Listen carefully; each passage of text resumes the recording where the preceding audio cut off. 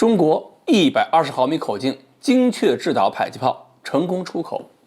操作像傻瓜机一样简单，为什么中国自己没用来练习打印？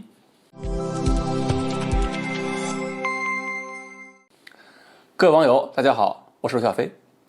前几天呢，央视播出一个视频，介绍了中国出口国外的120毫米口径自行迫击炮。而这个炮呢，是1月10日交付了阿尔及利亚，成功出口了吗？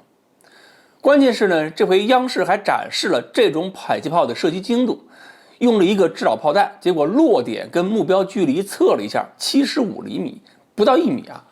你想120迫击炮装这么多炸药，落点误差只有75厘米的话，对付人、对付车辆软目标，已经跟直接命中没区别了。然后呢，就有些朋友一边看着这个视频呢，一边看着射击精度表示满意，一边就在琢磨着喜马拉雅山的另一侧了。不过我觉得我们这种炮水平虽然好，不过短时间内恐怕没工夫上高原去练打印的。首先呢，我们先看这次出口的买家是阿尔及利亚。阿尔及利亚这几年卖能源是财源滚滚呐，然后这个口袋有钱了，就大量采购了先进武器，从俄罗斯买了特90坦克。战斗机呢选的是苏57，订购了潜艇，还从中国买了无人机，还买了反隐身雷达，这已经很有点先进国家的架势了，不缺钱。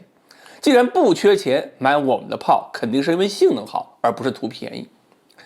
这次他们买的自行120迫击炮，其实我们也不陌生，就是去年珠海航展上我们见过的型号 CSSM5。很多国家的120自行迫击炮就是把这个迫击炮放在车上。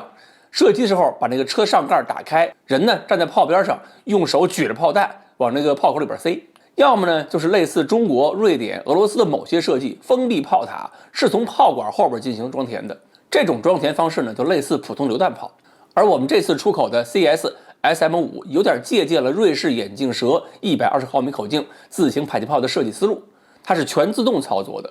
车辆定位、目标数据、环境输入计算机以后，计算机就可以控制火炮进行瞄准。开火的时候呢，是用机械装置把炮弹拖起来送进了炮口。这样的好处是节省人力啊，只要把炮弹搬进车里边，放上弹斗就行了，用不着炮兵就是反复抱着这么重的炮弹去练习举高高。另外呢，这个炮身上还有手动瞄准装备，用来作为备份的。不过我估计啊，出口之后不大用得上，因为我们的某些客户会对自动操炮功能有强烈的依赖性。当初科威特买了我们的 PLZ45 155毫米口径自行榴弹炮，就是这个情况。他们用计算机装表射击，打的就是准。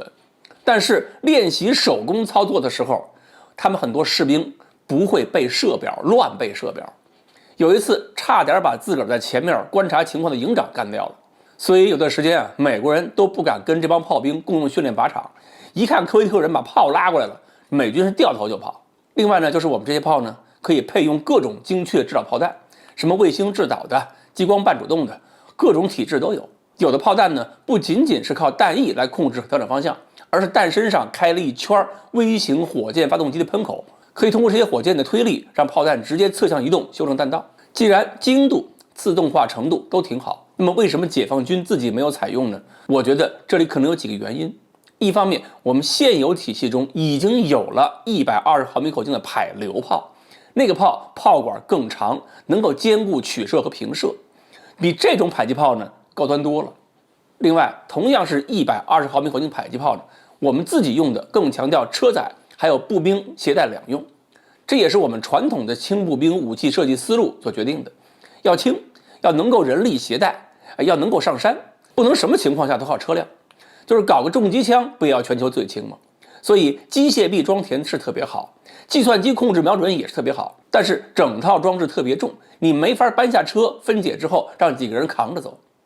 当然了，现在我们的机械化水平今非昔比，不见得什么事儿都追求一个轻字儿。未来不排除这种自行半自动迫击炮和传统的120迫击炮共存，根据作战环境，比如地形和交通条件配给不同部队。但是呢，那也可能是将来的事情，所以短时间内我们见不到这种炮去高原练打印，因为我们现在更好的东西也是有的。相比之下，这些傻瓜式操作的自行迫击炮可能更适合一些训练水平相对比较弱，